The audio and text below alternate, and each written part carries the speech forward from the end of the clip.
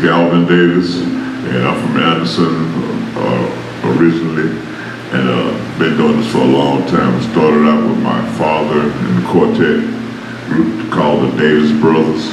That's how I started. I've been singing and playing since I was 9, and I'm 66 now. And I've been doing this thing for a long time. But gospel, R&B, hip hop, rap, country rock, it's been everything. Yes. Okay, what's your future? You doing this like weddings and stuff like that? Yes, I do weddings, I do funerals, you know, by request. You know, you pick a song you want me to sing and I perform it for you. If I don't already know it, I learn it and I perform it for you. Yes. You know what I'm saying? I be seeing you on live, you be having a band you be playing around with. Yes. You play the bass and everything and piano and stuff. Yes, I'm the bass player for Lisa Jane Company, and I sit in with a few other bands, Full Effects and some other guys in Greenville area, you know. But we do R&B also, R&B and soul. What's your favorite song you like to do? Well, my favorite song request is One in a Million by Larry Graham. I get that a lot for weddings. Okay. And I do a little Greg Moore, I do a little Kim, do a little bit of everything I do in my area. I'm from Elberton, Georgia. Okay. I've been singing, I guess, since I was probably like 20. I was in chorus in school, but I only got in there because of female. I couldn't sing, but I just stuck with it, you know, put it in God's hand, and everything just fell in place, and it's something I like to do. Okay. You know, I sing, I do a lot of weddings, funerals, birthday parties. Oh yeah. Or even when somebody about to kill themselves, I give them a good song and bring them back. That's what I do. Yeah. That's a good song. That's a good song. Who inspired you to do that? Well, you know, R. Kelly's my idol. Okay. I don't care what he did, it ain't my business. Yeah. So that's just my idol, you know what I'm saying? He taught me, I watched him ever since I was little. Okay. They say I favor him for 20-some years, and I laugh it all. Well, there's a difference in R. Kelly and R. Kevin, though. Yeah. Don't get it twisted, you know what I'm saying? But it's just my idol, you know what I'm saying? So, yeah, he taught me a lot, though, and I just stuck with the program, you know, just keep it moving while he in jail. So, it is what it is. Okay. What's your favorite song? What you like listen to? What you on these days? Well, you know, I'm a R. Kelly fan, so I'm deep in all. I sing anything, what I'm saying. Okay. Like anybody. I've trained my voice like that with the help of God, but R. Kelly's my #1, the go guy. Okay. On birthday parties and stuff, what you do on birthday parties? Like what people most request for? They want a birthday song then, and I just make up something off the head or ask what their name is, put their name in it. Okay. You know, stuff like that, just whatever it takes. Okay, then that's what's up. That's what's up. We doing an R&B date night in 2 more weeks, July the 20th. He's gonna be one of the singers out there. Y'all need to come out there. It's a candlelight dinner type. Y'all need to come out there and support. How you got started in the game? Tell everybody how you got started in the game, Mr. Jones. Well, I got started back in 1985 and out of Greenwood. Back in those days, I was pretty active in the community. Had different projects going on for the community, like Project Help a Child, Project OFC, which stood for Offenders Fair Chance, giving guys a chance to get a foothold once they come out the penitentiary, places like that. Talent on the move, and taking talent and trying to move them. Because I was in association back in them days with Tom Joyner. Tom Joyner was just pretty much starting out too. He was called a fly job. So he and I had a relationship back then. But what got me in the radio was my community service. There was a radio station, 1090 AM, and they played country and western. And they got to a point where they wanted to change over.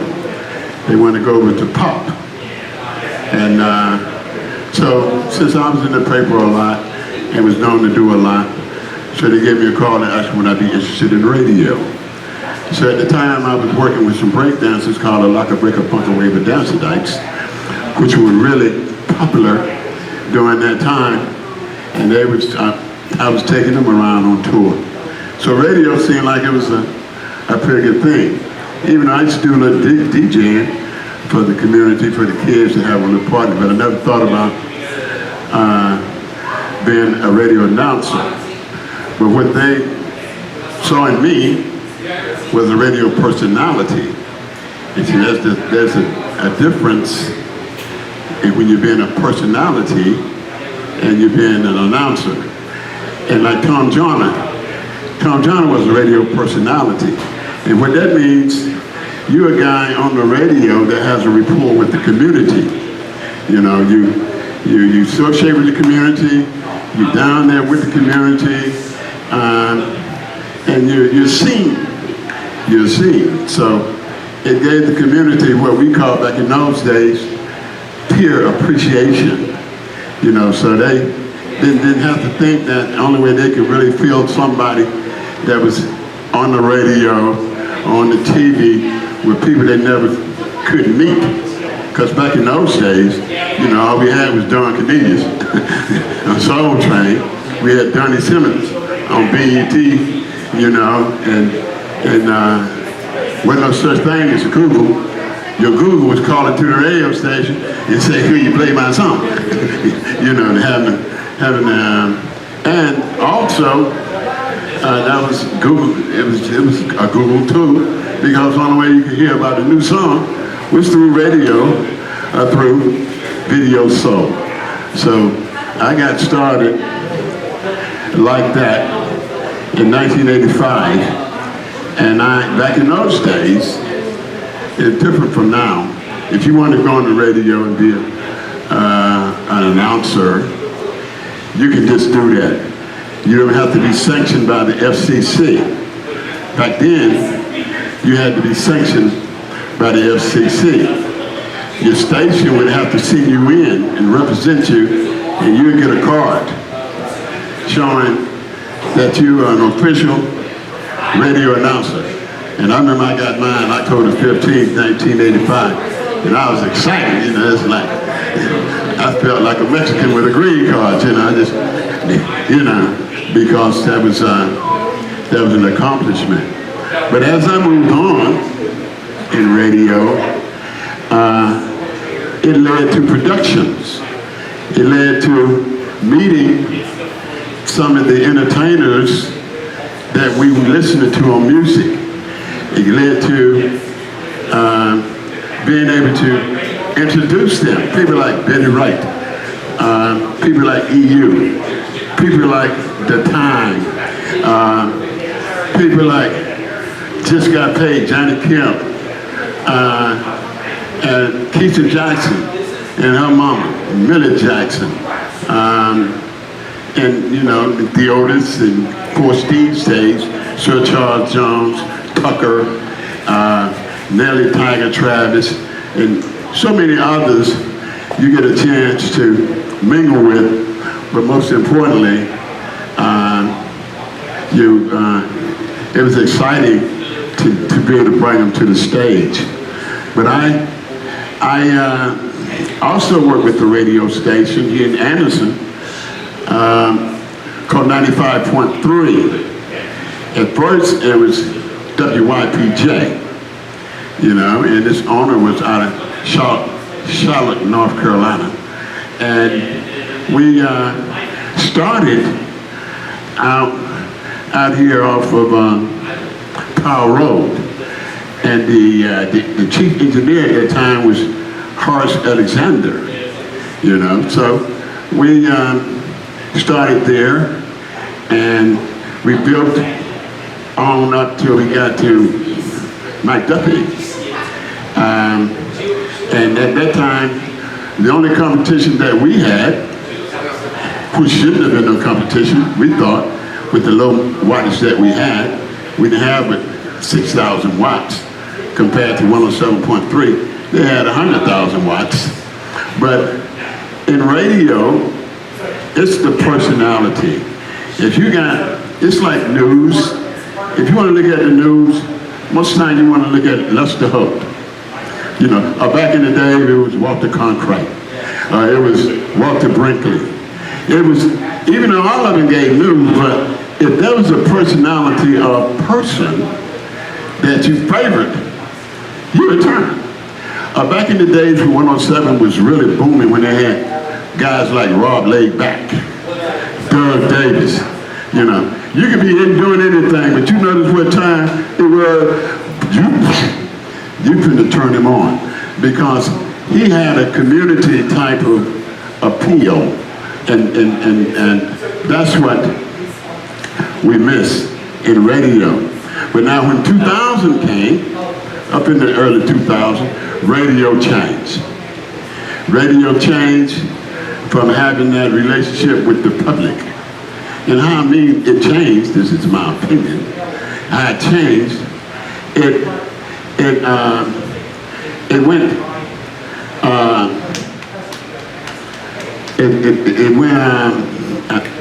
the word that comes to me, syndicated, you know. Now when Tom Joyner stepped down, you had guys like Steve Harvey to step up, you know. Now that is something he never did stay nowhere but in Washington, D.C., and around Howard University, and stay with them, you know, promote it. You know, they kept the same type of urban radio alive there, you know. But then you had Steve Harvey, and then you came with D.L. Hughley, and then you came with Ricky Smiley, you know. So now, these are personalities, but they're not local, you know. These guys that you can hear, but you're not gonna see. And then if you do see them, it's gonna cost you money. So it didn't cost you money to see Rob Laid Back. It didn't cost you money to see Sir Jones, you know. We would come around, even though we had things that we got paid for, you know.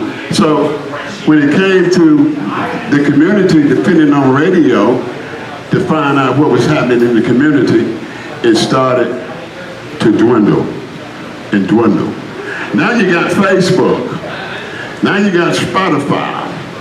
Now you got YouTube, you know.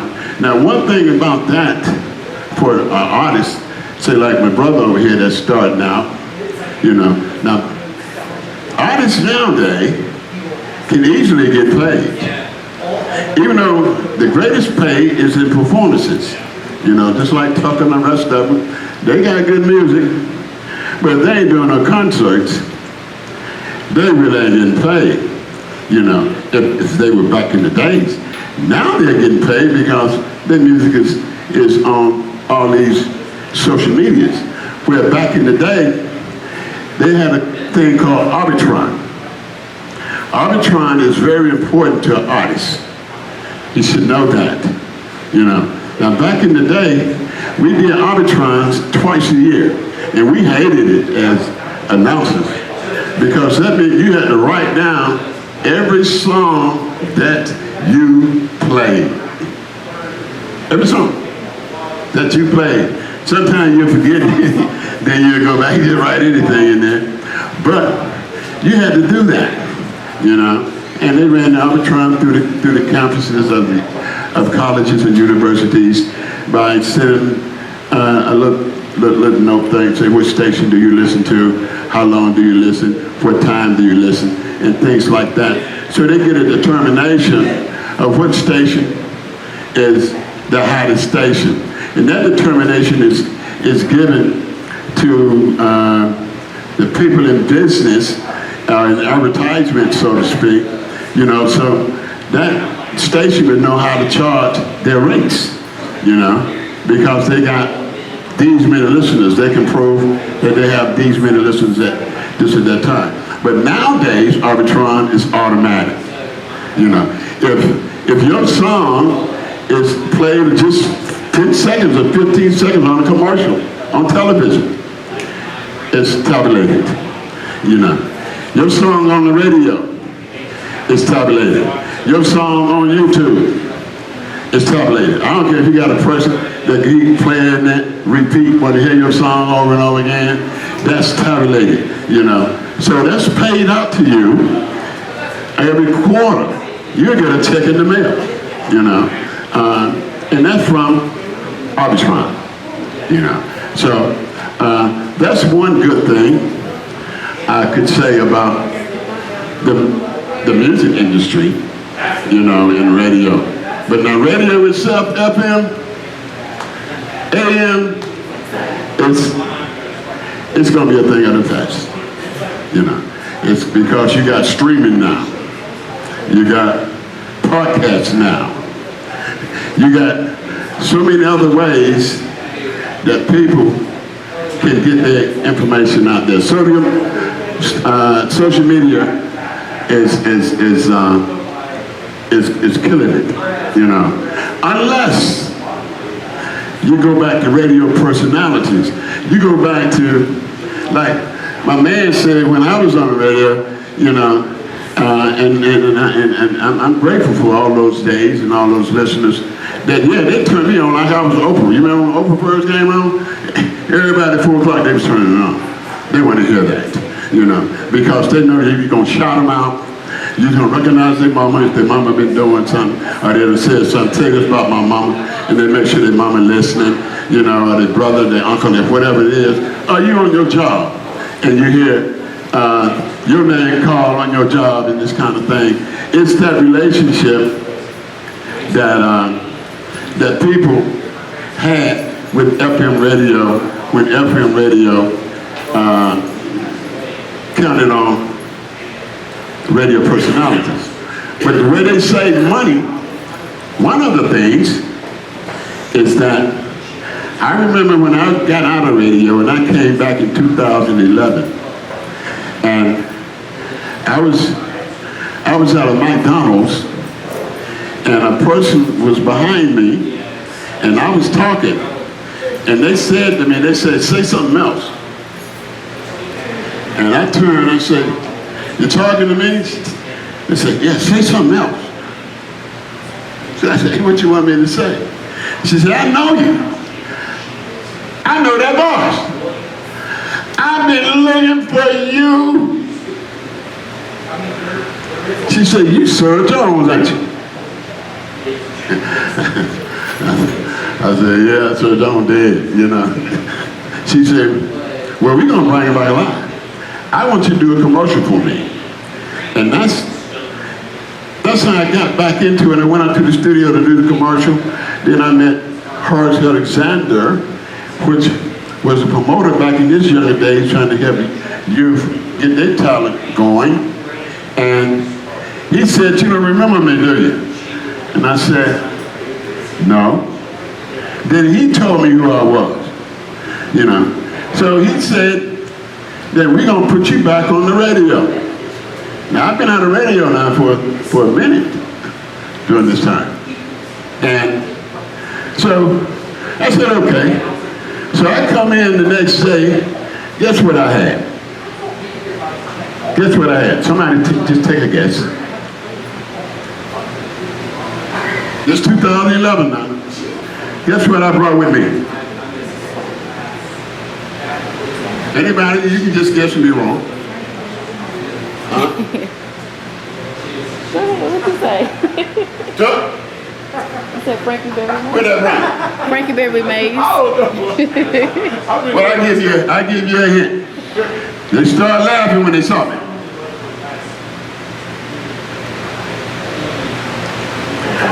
Hint going once. Hint going twice. Hint going 3 times. Huh? What you say? No. I come in there with some albums. I had some albums and a turntable. So, I don't know if y'all know Chop. His name is Landry Pond. And some of the other guys. They started laughing. So, I'm thinking it's something I got on. I'm almost getting offended. I'm saying, hey man, what's up, man? It's our last man. He said, you ready, Sir John? I said, Yeah, I'm ready. Where y'all want me to set up at? They said, man, you don't do radio like that no more. They don't play albums no more. They don't play cassettes no more. Ain't no more 8 tracks.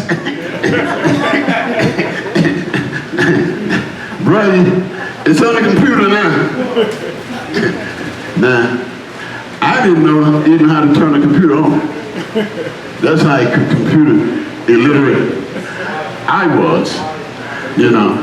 So, I learned, but the difference is, radio today and radio back then, you had to play the 45. Yep. You had to play the album. Yep. You had to play the cassette and set it. You know, you had to record the South Carolina Network news at a certain time on the reel to reel. You know, and if you forgot, you know, you was penalized.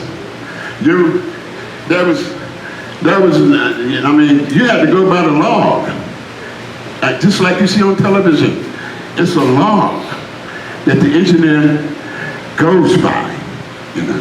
So, but now in radio, you can pre-program your show.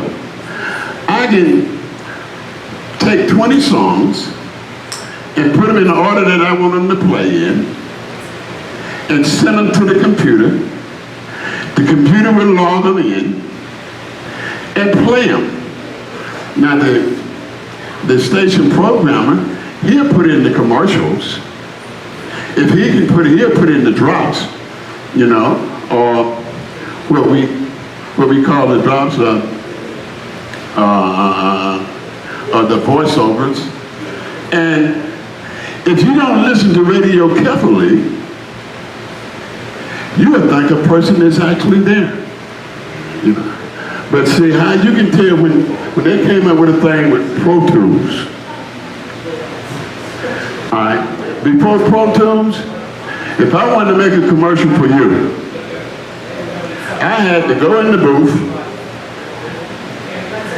select what record I was going to play as the backdrop for it, and determine whether it's going to be a 30-second commercial or a 60-second commercial. And I have to do everything at one time. Boom. I have to start the music, I have to start doing my talking, I have to watch my breaths. If I didn't get it right, I started over. You have to stay in that booth until you got it right. Pro Tools made it easier. Pro Tools, if I'm gonna say, come John, if I'm gonna say, come join DJ Tuck tonight, he's gonna be really rocking the place. You know? All right? Now, I didn't have to take a breath. I almost said that in one breath. You know? But they would take that in Pro Tools and say, anything that's, they take that out. They take that out. Right. They take that out. You know, if I had a word, if I didn't say tuck correctly, you know, but I said everything else on that line correctly, instead of me going back and doing that whole line, they can go back to that same line and take tuck out and ask me to say tuck again. Just say tuck. What? Punch ins. Yeah, push that right in there. You know, so that's the advantage of Pro Tools, and this advantage especially to new artists and old artists that's out there to get on those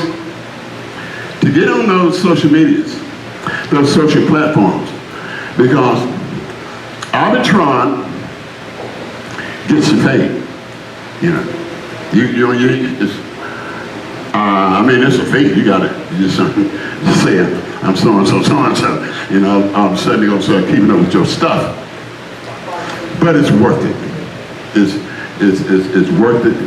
And But it's great to have guys like what y'all are doing, you know, not only being selfish and promoting yourself, you're bringing people with you, you know, and within terms that those people will bring you with them.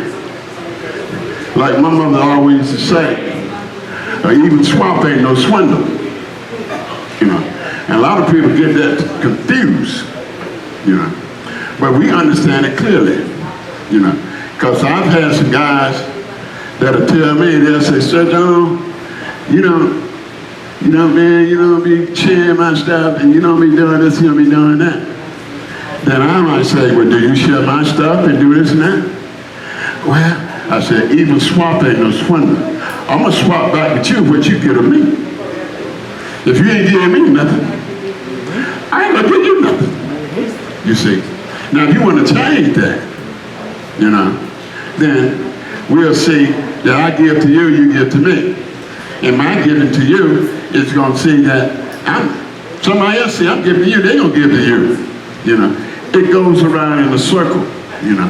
And a lot of us have to go back to that old rule, you know, because y'all ain't have to ask me to be here. You see, you know. And Turk, now we've been, man, please, you know, every time I see him someplace, he wants to remind me that I'm a legend, you know. So, but a legend never looks at himself as a legend, because that's something that he don't strive to be. That's something that he comes to be, you know. And you appreciate that because it takes years of doing the same thing for somebody to acknowledge you with such a brand, you know, and then keep you alive, you know. So, man, you know, want anybody to hear what he got to say, you know. But then come on and say, hey, man, come on and say it, you know. Say it, you know. So, because there are some that do better want to understand radio, the DJ business, what it's like, and how versatile a DJ can be. You know, just don't think about a DJ for your party. Think about the DJ for any occasion where you're having gatherings, and you want the people at your gathering to be acknowledged. You know, you want to be the people at your gathering to get a surprise from somebody. You know, not just get in there and play music, don't say nothing. Soon as the thing over with, they're ready to get paid. You know, but they ain't acknowledge nobody. You know, nobody's birthday, nobody's anniversary. Auntie them came all the way from Louisiana. You know, little sister over there just had Jewbird about 4 days ago. You know, and look at that, you know, things that make them laugh. You know, these are what DJs are for. They're not just disc jockeys. But in short, in conclusion, I know I was going to get you supposed to ask me something else, but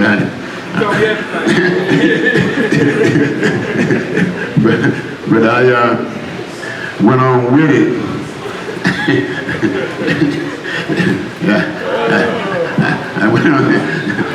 I went on with it, you know. But radio today is different, you know. The radio today is different. If you're a new artist, you know, back in the day, a guy like you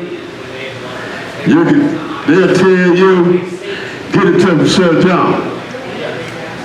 What you end up being is on my show, in the spotlight. Me asking you about what you're planning to do on your musical journey. And if you really thought you could sing, then I'd say sing but naked, which meant acapella. You had to just go ahead and bring it, We was one of the first ones to do a podcast. We didn't know we were podcasting. Guys like the voice box on the show, and I'm interviewing him. He got everybody on Facebook Live. That was a form of podcasting. We didn't even know. We didn't know we was ahead of our time. But we was doing that. But my advice is get with the social medias. Pay whatever it is you gotta pay, man. For the Spotify, make some things of yourself. Say it. They can be 15 seconds. They can be 20 seconds. Put them on TikTok. Put them on YouTube. Or anytime you're performing anywhere. Even like you did today. Take a clip of that. Because the question is going to be asking you, what have you done? And what are you doing? If you're going to answer the question like Junebird, well, that's not going to help you. Have something intelligent to say. If we ain't got no more questions, I guess I'm taking up enough time. Anybody got a question on that? No, he asked you.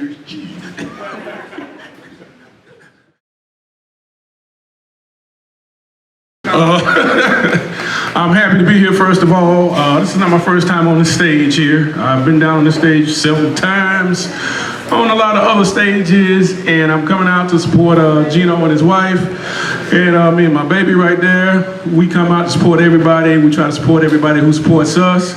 My man T-Roc, me and him go back to 84 Run DMC, buying records and cassette tapes and 45s and all that type of stuff, and that's how we got into the music business and spinning records with John B. Lee's Downtown, stuff like that, and Sugar Hill Gang records with the candy cane on the covers, and it's pretty much okay how I got started in the music biz.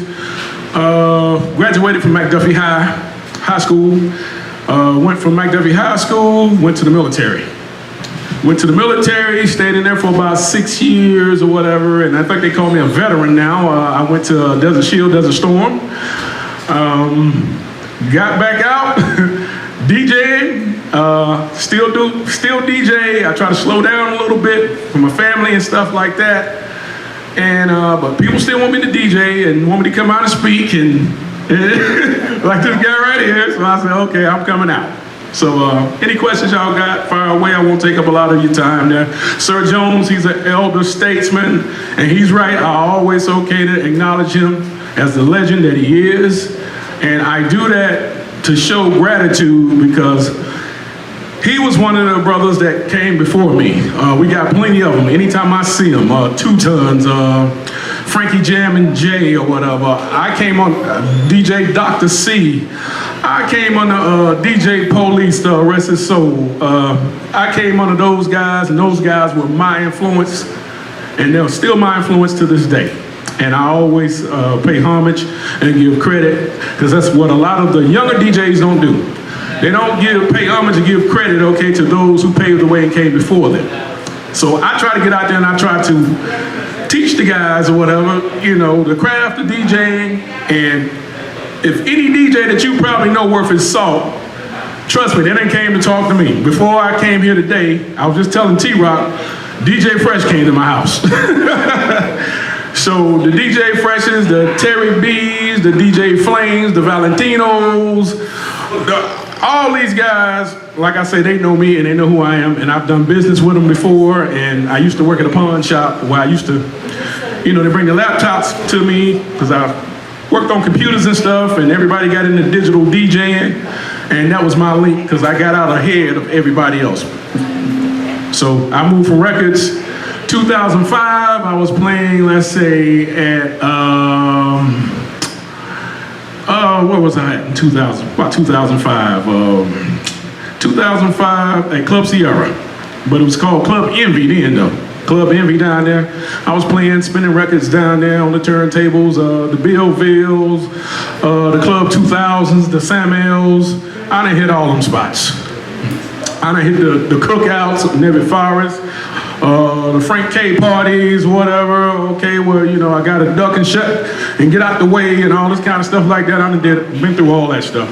So just to give my testimony with you guys, and I'm glad that I'm still here because I've seen a lot of stuff, being around that club life and stuff like that. But anybody got any questions? Who inspired you, DJ?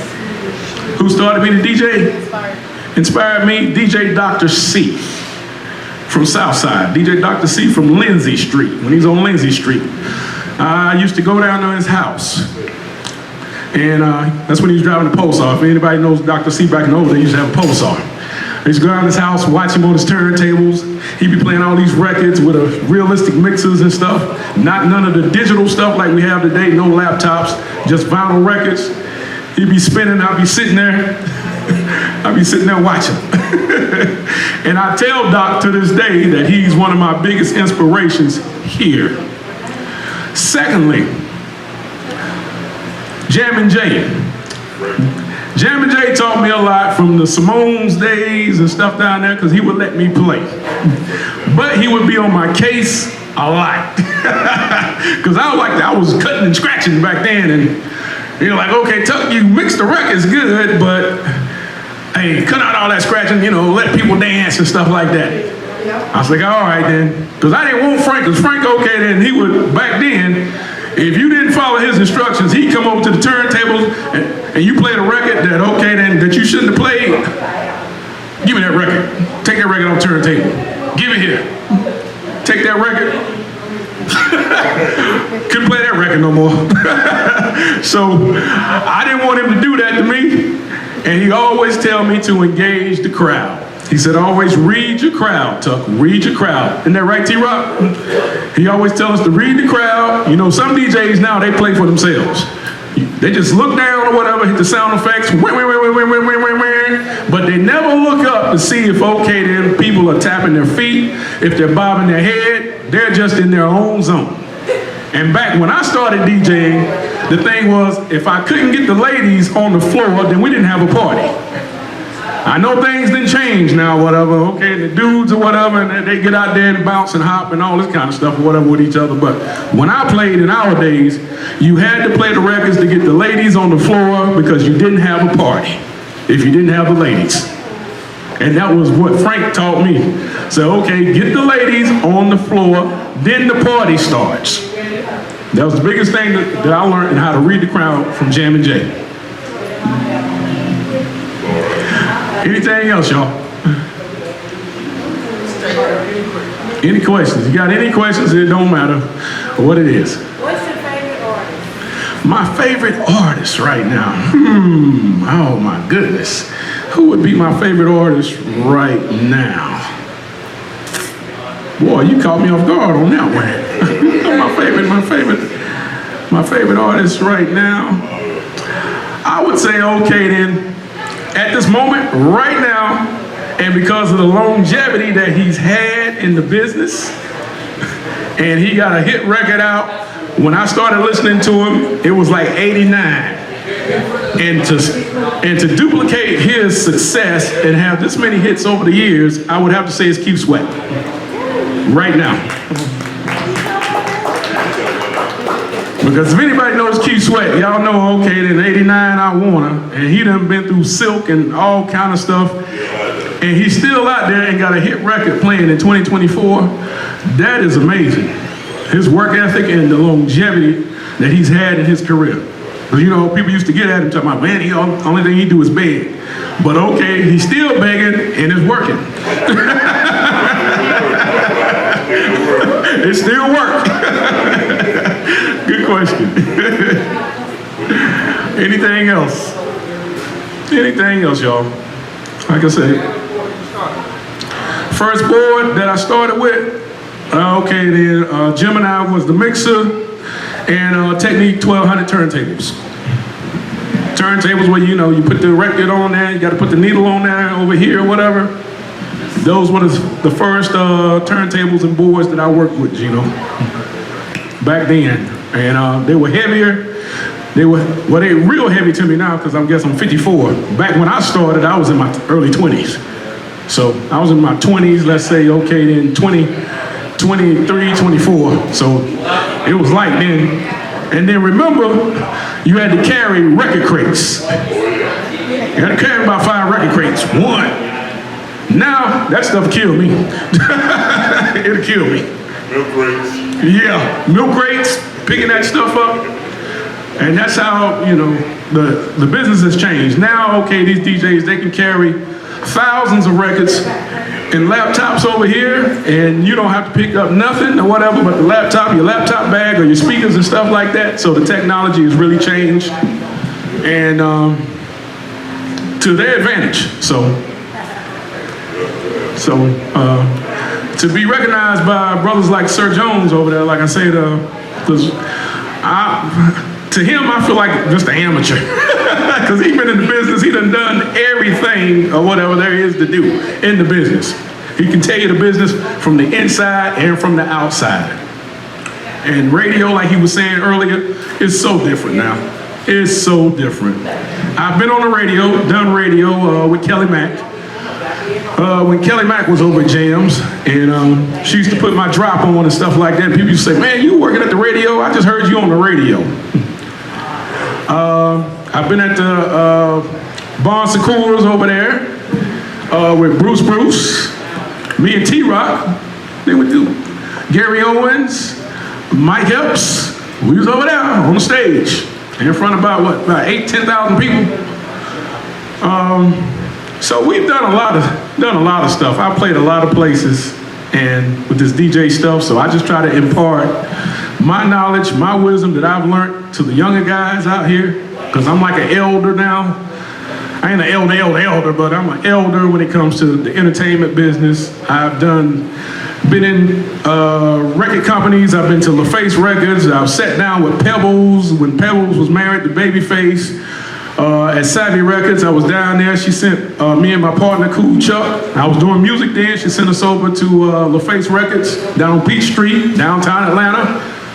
So I've done pretty much a lot of stuff that I wanted to accomplish, and the music has taken me a lot of places and given me the opportunity to meet a lot of people. Some famous, some not famous. So it's the only thing I got to share with you guys. That's it there. I'm a humble guy, and I'm into my people. I love my people. I love my people. Each one teach one. I love my people. So sometimes, okay, that kind of bothers people, but hey, I think we're in a time now where things are happening and we need to learn to love one another right about now.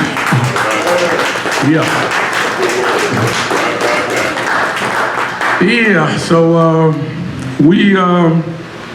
I don't get into politics or anything like that. Two things I try not to get into politics with unless people bring it to me. Two things. One's religion and two's politics. And I've learned being in the bars, when you start talking religion and politics or whatever, I've seen things happen.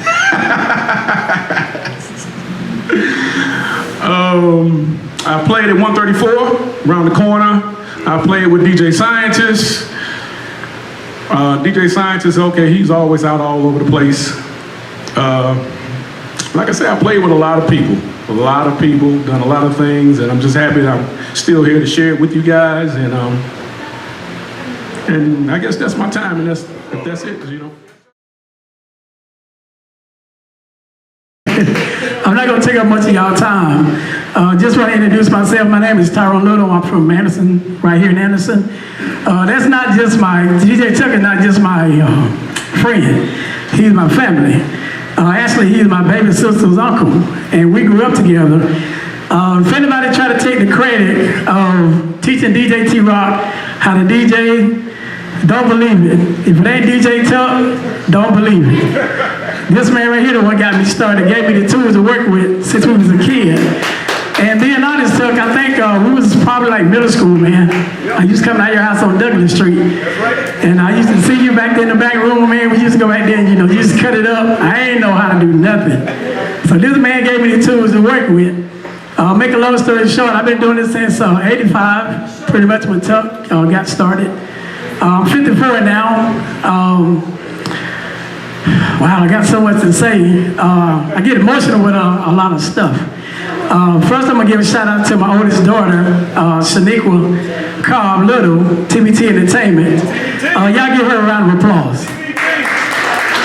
My son-in-law, Gino Rex, give him a round of applause, y'all.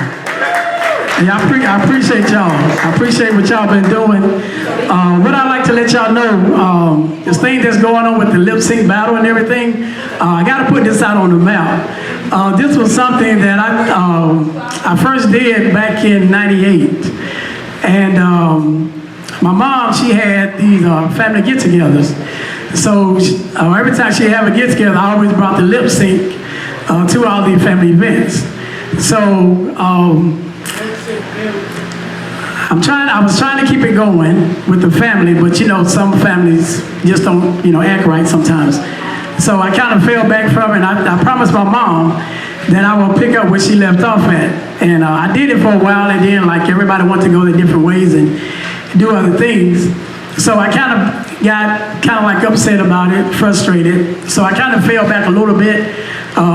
So my daughter and my son-in-law, they picked up, you know, where I left off at. But they've been doing it for a long time, for some years now. And I would appreciate, you know, thank y'all, appreciate y'all picking up where my mom left off at. My mom, she passed 2 years ago, April 21st on my birthday.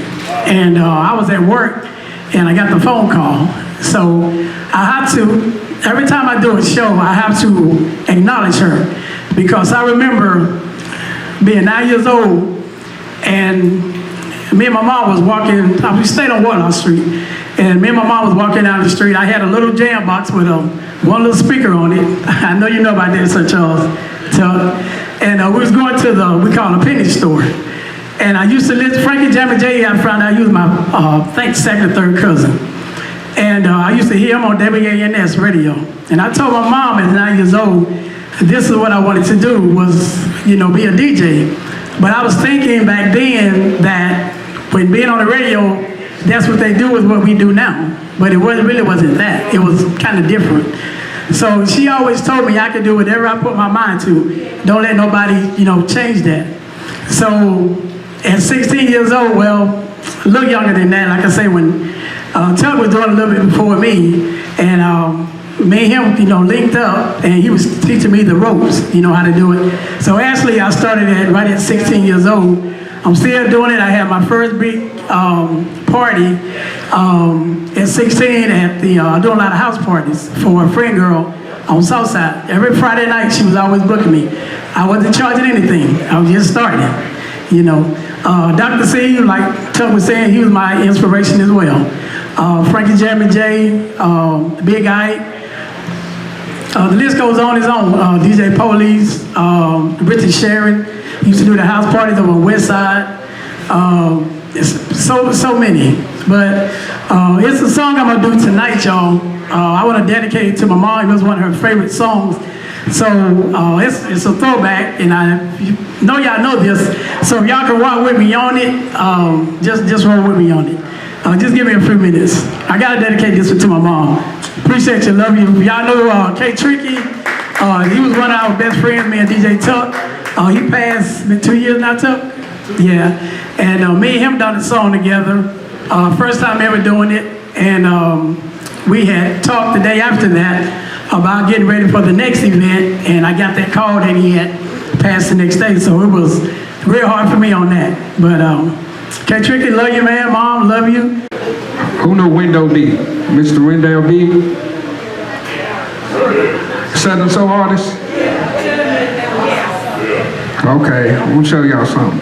Before he passed, you know what I'm saying, me and him, he wanted me to DJ for him down there, and he left me this, and I always dedicate this to him. Hey, what's up, what's happening, everybody? It's your man, Wendell to the B. Hey, check it out. You're getting down to the smooth sounds of my main man, DJ Gino X, right here on Black Table Radio. Hey, Gino, play the music, man.